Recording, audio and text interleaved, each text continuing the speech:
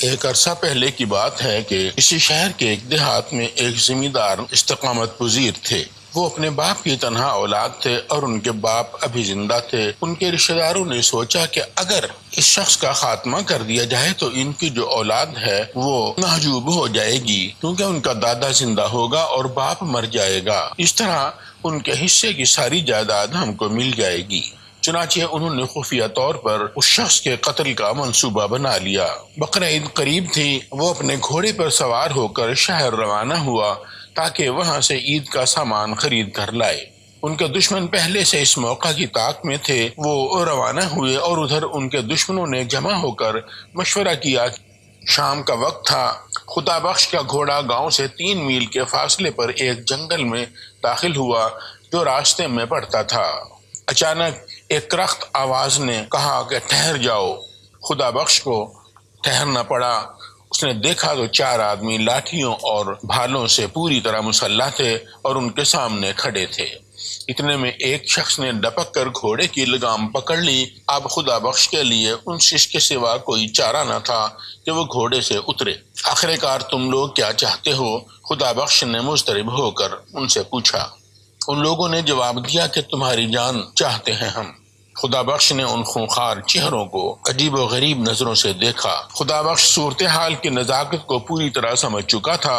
انہوں نے چند لمحے سوچا اور اس کے بعد جواب دیا، شام کا وقت ہے، نماز کا وقت جا رہا ہے، مجھے نماز پڑھ لینے دو۔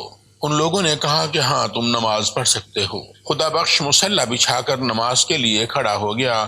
یہ ان کے لیے صرف نماز نہیں تھی بلکہ پیش آمدہ صورتحال سے نمٹنے کے لیے سوچنے کا ایک وقفہ بھی تھا۔ وہ بظاہر نماز پڑھ رہے تھے مگر حقیقت میں اپنے رب سے سرگوشی کر رہے تھے کہ اے رب کائنات، مجھے ان ظالموں سے نجات دے۔ وہ ابھی سجدے ہی میں تھے کہ ان میں سے ایک معمر شخص نے کہا، دیکھتے کیا ہو، اس سے بہتر وقت نہیں مل سکتا۔ اگر کہیں کوئی راہی آ نکلا تو تمہارا سارا منصوبہ دھرا کا دھرا رہ جائے گا۔ بزرگ ساتھی کی بات سب کی سمجھ میں آ گئی اور فوراً ہی ان کے 2 طاقتور آدمی خدا بخش کے دائیں اور بائیں کھڑے ہو گئے۔ سجدے کی حالت میں ہی ایک لاٹھی گردن کے نیچے رکھی گئی اور دوسری گردن کے اوپر۔ اس کے بعد دونوں طرف سے 4 آدمیوں نے مل کر دبایا تو مولا بخش کی زبان نکل پڑی۔ تھوڑی ہی دیر بعد وہ اس دنیا میں نہیں رہے تھے۔ اس کے فوراً بعد دشمنوں نے گھوڑے کو بھی قتل کر دیا اور گھوڑے اور اس کے سوار دونوں کی لاش قریب کے دریا میں بہا دی۔ یہ برسات کا زمانہ تھا۔ عین اسی وقت رات کو موسلا دھار بارش ہوئی اور قریباً 1 ہفتہ تک جاری رہی۔ اس بارش میں نہ صرف قتل کے تمام آثار دھل کر ختم ہو گئے بلکہ دریا میں لاش بھی ہمیشہ کے لیے غائب ہو گئی۔ واقعہ کے بعد مولا بخش کے صاحبزادے عبد الرحمن اور ان کے داماد جاوید علی 2 ہفتے تک بارش اور سیلاب میں مارے مارے پھرے مگر خدا بخش کا کوئی سراغ نہ ملا۔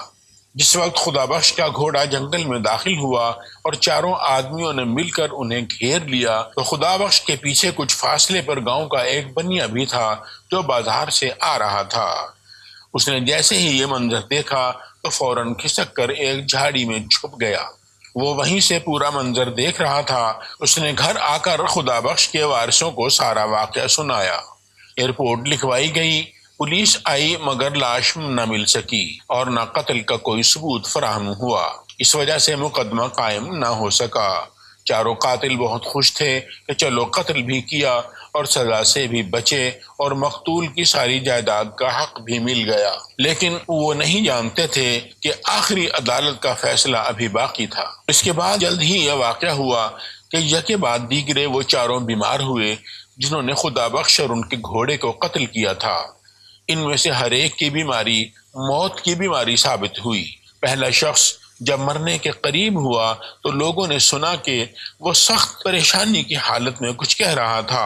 قریب آ کر کان لگایا گیا تو صاف طور پر یہ الفاظ اس کی زبان سے نکل رہے تھے، خدا بخش بھائی اپنے گھوڑے سے ہم کو مت کچلیے، خدا بخش بھائی اپنے گھوڑے سے ہم کو مت کچلیے۔